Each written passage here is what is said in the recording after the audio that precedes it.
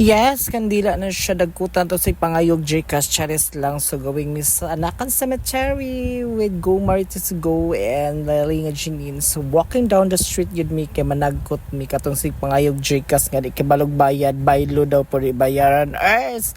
So mini kapaligiran na mo going sa cemetery. Yes, we're very proud to say na mo ning Anakan Cemetery. So rough road ramor pag akong dagway pulavan lang. So now entering na gid mi na mga kabagtak.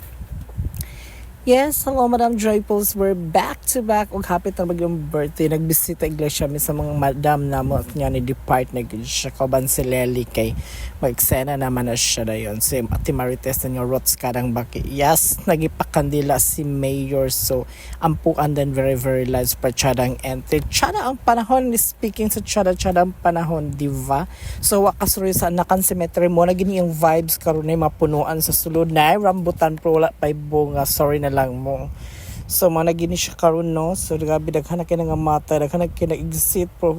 Of course, dahil na balay dira di nagidhadlok na po yung mga buhi nga nagpuyo diya. Charas! Mga kabagtok sa mga update kung unsa na hitsura, unsa na ganap din sa Anakan Cemetery mo na gini siya karon ang mga vibes na to o daghan na kay mga nang kuan na nag-exit na gusto kag exit na hala. Dugang kas kapuno dere. Chares lang sa wakan hina dere.